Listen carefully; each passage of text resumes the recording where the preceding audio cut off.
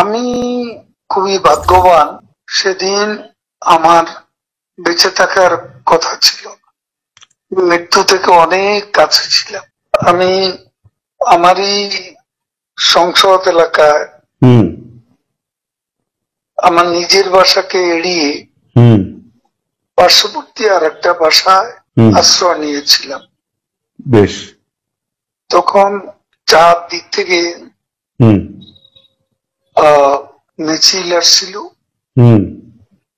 এবং এটা আসলে ছিল প্রধানমন্ত্রী গণভবন কেন্দ্রিক, এবং এটা আমরা অবাক হলাম যে সংসদ এলাকাতেও এটা ছড়িয়ে পড়ে, এবং একটা লুটপাটের যে লুম্পেন স্টাইলের কতগুলো ঘটনা ঘটে, এবং সেখানে বিভিন্ন ধরনের লোক আসে, এবং এদের মধ্যে বেশিরভাগই মনে হয়েছে এটা কোন রাজনৈতিক অভ্যুত্থান, এটা লুটপাটের অভ্যুত্থান। না, একটা কথা জিজ্ঞাসা করি, সে তো আমরা তখন সেটা দেখলাম, এবং মাননীয় প্রধানমন্ত্রীকেও যে বাসাতে ছিলাম তারা সে বাসাতেও হামলা করে। আচ্ছা। তারা জানতো না যে সেখানে আমি আছি। আচ্ছা। আমার বাসা তারা লুটপাট করেছে, কিন্তু যে বাসায় আমি গিয়ে আশ্রয় নিলাম সেখানে তারা হামলা করবে এটা আমি ভাবতাম।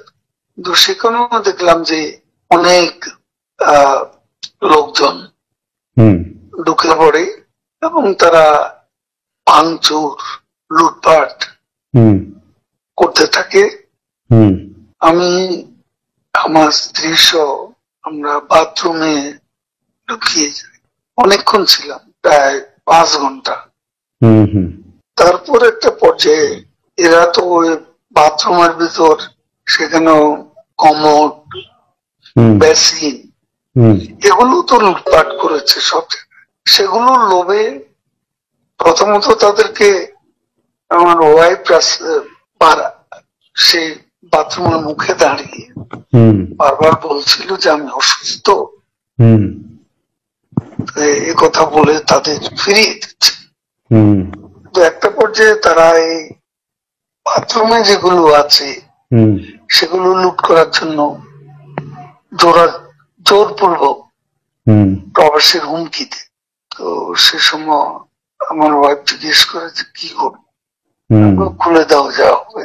তারপরে 7-8 জন ছেলে ঢুকলো, তার খুবই আক্রমণাত্মক দৃষ্টিভঙ্গি, মনোভঙ্গি নিয়ে। তখন হঠাৎ তারা আমার দিকে তাকায়, আমার দিকে তাকিয়ে আপনি নেত্রী চলে গেল, আপনি জাননি কেন? আমি কিছু বলছিলাম। তারপরে এই ছেলেদের মধ্যে কি ভাবের উদয় হয়েছে জানি না, তারা আমাকে বলে আপনার ছবি তুলবো। তারপর আমার ছবি তুলতে শুরু করলো, সেলফি নিচ্ছিল, ছবি তুলছিল। এরা ছাত্ররা অনেকে আমাকে চেনত, কি কারণে তারা তখন আক্রমণাত্মক যে মনোভাবটা ছিল সেটা নিয়ে এসে শীতল হয়ে গেল। এরা ঠান্ডা মাজাজে তখন কথা বলছিল। এদের মধ্যে আবার এক পর্যায়ে একটা গ্রুপ, তারা চেয়েছিল আমাকে রাস্তায় সেনাবাহিনী হাতে তুলে দিতে। কেউ কেউ আবার এটাও চেয়েছিল যে জনতার হাতে তুলে দিতে। এটা অবশ্যই তখন একটা মানসিক ভাবে ভেতরে ভেতরে ভেঙে পড়েছিলাম। এরপর এরা এদের একটা শার্ট, এদের ওই ব্যাজ, লাল পতাকা শোভিত ব্যাজ লাগিয়ে আবার কালো একটা মুখে একটা মাস্ক দিয়ে আমাকে হাঁটতে হাঁটতে সংসদ এলাকা থেকে বড় রাস্তা, গণভবন অভিমুখী রাস্তা, ওখানে নিয়ে যায়। ওখানে নিয়ে হঠাৎ করে থেকে একটা ট্যাক্সি আসে, হুম এটা ইজি বাইক, হুম সেটা খালি ছিল, হুম ওখানে কোনো গাড়ি ঘোড়া কিছু ছিল না। হুম ওটা হঠাৎ করে কেন যেন এসে পড়ল, হুম হয়তো আমার ভাগ্য।